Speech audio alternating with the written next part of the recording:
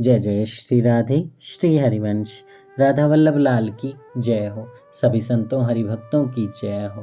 हमारे ठाकुर जी महाराज की जय हो। पूज्य गुरुदेव महाराज की जय हो। वृंदावन धाम की जय हो। भक्तमाल की जय हो। सच्चे भक्तों की जय हो। हमारे ठाकुर जी के कृपा पात्र संतों की जय हो। जय श्री राधे। बहुत बहुत स्वागत है आपका हमारे चैनल में। हम ठाकुर जी के कृपा पात्र संतों और भक्तों की कथाओं का श्रवण कर रहे हैं। आशा है आप सारी कथाएं सुन रहे होंगे। अगर नहीं सुनी हैं तो जल्दी से प्लेलिस्ट में जाकर सुनना शुरू कीजिए। ज़्यादा बड़ी कथाएं नहीं हैं, 8 से 10 मिनट की एक कथा होती है। आप बहुत आराम से सुन सकते हैं। दिन भर फेसबुक, इंस्टाग्राम सब कुछ स्क्रॉल करते हैं हम, लेकिन थोड़ी देर कथा नहीं सुन पाते। भगवान की विचित्र लीला है, विचित्र माया में फंसे हैं। लेकिन कोशिश कीजिए कि इस माया के पर्दे को हटाकर आप कथा में आनंद लें। अपने बच्चों को कथा सुनाएं, अपने परिवार के बड़े बूढ़ों को कथा सुनाएं। जो भक्ति में आगे बढ़ना चाहते हैं उनको ये सब भक्तों की कथा सुनाएं, ताकि उनका कल्याण हो और आपका भी कल्याण हो। जय जय श्री राधे। तो इसी श्रृंखला को आगे बढ़ाते हुए आज हम विरही भक्त रघु जी की कथा का श्रवण करते हैं। जय श्री हरिवंश। बहुत प्यारी कथा है, ध्यान से सुनिएगा। भूल से, प्रमाद से या जानबूझकर लोगों को ठगने के लिए भक्त या संत का वेश बनाने वाले या संतोचित वाणी बोलने वाले लोग तो बहुत मिल जाएंगे। किसी चमत्कार को दिखलाकर या चमत्कार के नाम पर दुनिया को देखने वाले भी बहुत मिल जाएंगे। परंतु सच्चे सिद्ध या साधक संत भक्त का मिलना बहुत कठिन है। वस्तुतः आज के जगत में जितना दंभ फैला है उतना अब से 1 शताब्दी पूर्व भी नहीं था। जिस वेश या जैसी चाल से लोग धोखे में आ जाते हैं, उसी को धारण करके अपना काम बनाने के लिए आजकल स्त्री, धन और मान के भूखे हजारों धूर्त अच्छे सात्विक वेश और सुंदर चाल को कलंकित कर रहे हैं। यही कारण है कि ऐसे लोगों से डर से सच्चे संत की पहचान और सेवा होना भी आज कठिन हो रहा है। संत समझकर जहां आत्मसमर्पण किया जाता है, वहीं आगे चलकर जब उस संत का असली स्वरूप सामने आता है, तब हृदय कांप उठता है, घृणा से चित्त भर आता है। ऐसे संत पने के विरुद्ध हृदय में विद्रोह खड़ा हो जाता है।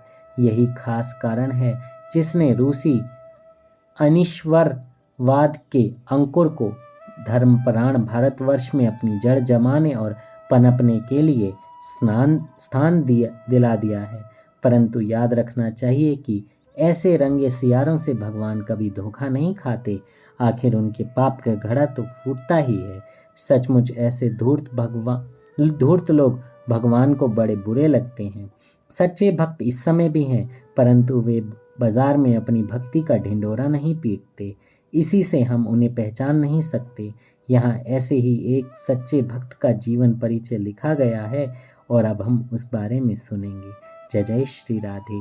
और सच्चा भक्त अगर आपको खोजना हो तो उसकी एक सबसे अच्छी पहचान है कि वो आपको भगवान के नाम मार्ग पर ले जाएगा। वो आपसे कोई प्रपंच करने को नहीं कहेगा, ना कोई जादू टोना, ना कोई दिखावा, ना कोई आडंबर, ना कोई भक्ति। सिर्फ वो इतना ही कहेगा कि सिर्फ और सिर्फ भगवान का नाम लो, नाम जप करो, गुरुदेव के द्वारा मिला हुआ नाम जप। यही सच्चे भक्त की पहचान होगी और इसी के अंतर्गत हम ये कथा सुन रहे हैं। इनका नाम था ठाकुर दास जी उदेशी। जन्म संवत 1964 माघ मास में रानीपुर सिंध में हुआ था। इनकी जाति भाटिया यानी राजपूत थी।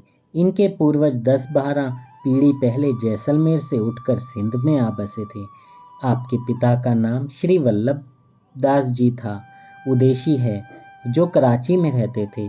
स्त्री का देहांत 25 वर्ष की उम्र में हो गया था। माता पिता के बहुत आग्रह करने पर भी पुनः विवाह नहीं किया। इनकी माता का देहांत कुछ ही वर्षों पहले हुआ था। कराची में FA पढ़ने के बाद 3 वर्ष तक बम्बई में पढ़े।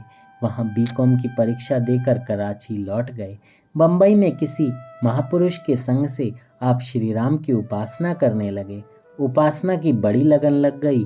भगवान के ध्यान और नाम स्मरण का अभ्यास उत्तरोत्तर बढ़ता चला गया। बोलना चालना कम हो गया। धीरे धीरे भगवान के नाम और गुण सुनकर हृदय द्रवित होने लगा। तदनंतर किसी मित्र से कुछ सुनकर आप गोरखपुर आ गए। यहाँ कुछ दिन रहकर फिर कराची लौटे। पिताजी ने काम धंधे की बातचीत की, पर इनका मन दूसरी ओर जाता ही नहीं था। इसलिए उन्होंने अखंड मौन धारण कर लिया, जो जीवन के अंत तक रहा। इसके बाद फिर से ये गोरखपुर चले आए। यहाँ लगभग साल भर रहने के बाद हम लोगों ने आग्रह करके कराची भेज दिया, परंतु वे घर नहीं गए। कुछ दिन इधर उधर रहकर फिर गोरखपुर लौट आए। यहाँ से बीच में कुछ दिनों के लिए क्रमशः अयोध्या, चित्रकूट और प्रयाग गए, फिर अंत तक यहीं रहे। वैष्णव शास्त्रों में वर्णित विरह की 10 दशाओं में से बहुत सी इनमें प्रत्यक्ष देखी जाती थीं। चिंता, जागरण, उद्वेग, कृष्णता, मलिनता, प्रलाप, उन्माद, व्याधि, मोह और मृत्यु, ये विरह की 10 दशाएं हैं।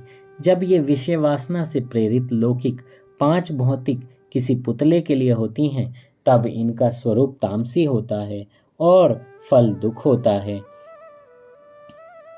परंतु ये ही जब सच्चिदानंद घन अचिंत्य अनंत सौंदर्य माधुर्य निधि भगवान के लिए होती हैं, तब ये मोक्ष पद को तुच्छ कर देती हैं। और सत्व गुण तो निरंतर ऐसे विरही की सेवा किया करता है। विरह की 10 दशाओं की भांति ही प्रेम के 8 लक्षण माने गए हैं। स्तंभ, कंप, स्वेद, अश्रु, स्वरभंग, वैवर्ण, पुलक और प्रलय, इन 8 लक्षणों का प्रादुर्भाव रघु बाबा जी में था। आंसू तो उनके सूखते ही नहीं थे। लेखक ने किसी किसी समय 20-20 घंटे उन्हें रोते देखा है। वे सदा भावावेश की अवस्था में ही रहते थे। सत्संग की बात तो सुनते थे, परंतु अन्य कोई भी चर्चा पास बैठे हुए वे कभी नहीं सुनते थे। वे किसी अन्य ही राज्य में विचरण करते थे। वे भगवान श्री राम के अनन्य उपासक थे। भगवान श्री राम के एक चित्रपट की पूजा करते थे। वे चित्र उनके लिए बहुत ही बहुमूल्य वस्तु था। वे इसमें साक्षात भगवान को देखते थे और इनका दर्शन वे किसी को नहीं कराते थे। कंगाल के धन की भांति सदा इन्हें छिपाए रखते थे। दिन रात रघु नाम का उच्चारण मन और उनकी वाणी से होता रहता था, इसलिए उनका नाम रघु जी पड़ गया।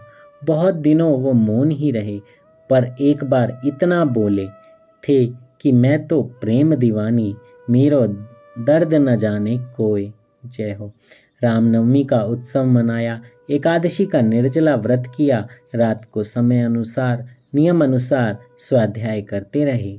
एक साधक को बुलाकर उन्होंने उनसे जटायुकृत अंतकाल की स्तुति 2 बार सुनी और द्वादशी को प्रातःकाल प्रयाण कर गए। शरीर त्याग के पहले दिन तक उन्होंने स्वयं कुएं से जल निकालकर अपनी नित्य क्रिया करी। ना किसी से सेवा करवाई, ना प्रणाम कराया। बड़े ही छिपे और सच्चे भक्त थे। जय हो। जय जय श्री राधे। देखिए कितनी प्यारी बात है इसमें। और उनका संग देखिए सबसे पहले किसके साथ हुआ? महापुरुष के, यानी किसी भक्त के, यानी किन्हीं सच्चे संत के। तो जब तक सच्चे संत की श्रद्धा के आप आश्रय में नहीं आएंगे, तब तक कृपा नहीं होगी। और वो सच्चा संत और भक्त कैसा होगा? जो आपको सिर्फ और सिर्फ भगवान की बात बताए, भगवान के बताए रास्ते पर चलाए, भगवान की भक्ति के लिए प्रेरित करें, आपको कभी पीछे ना रहने दें, आपको हमेशा आगे और सच्चे मार्ग पर ले जाए। ऐसा जो भी इंसान आपको मिले, उस समझना यही सच्चा वैष्णव है। वरना आजकल तो लोग कहाँ ले जाते हैं? चल दारू पीने चलते हैं, चल सिगरेट पीने चलते हैं, चलो इधर चलते हैं, घूमने चलते हैं। नहीं, ये सब लोग आपके मित्र हो सकते हैं, लेकिन सिर्फ स्वार्थ के लिए। सच्चा साधु और सच्चा भक्त आपसे कभी ऐसा नहीं कहेगा। वो हमेशा यही कहेगा कि चल यहीं बैठकर नाम जप करते हैं, कीर्तन करते हैं, प्रभु का नाम लेते हैं, प्रभु के नाम का गुणगान करते हैं। और 2 लोगों को बिठाएगा कि आओ कीर्तन करो, नाम जप करो, माला करो। जब भी आपको ऐसा कोई इंसान मिले तो समझ लेना वो सच्चा वैष्णव है और आपको सच्चे मार्ग पर लेकर जाएगा। ना कि प्रपंच की ओर। प्रपंच की दुनिया से बचिए, माया से बचिए। इस 84 के चक्कर से अगर आप सच में बाहर निकलना चाहते हैं तो अपने गुरुदेव के बताए हुए मार्ग पर चलिए, और गुरुदेव ऐसे जो आपको भक्ति की ओर अग्रसर करें। जय जय श्री राधे। श्री हरिवंश। राधा वल्लभ लाल की जय हो। जय श्री राधे। श्री हरि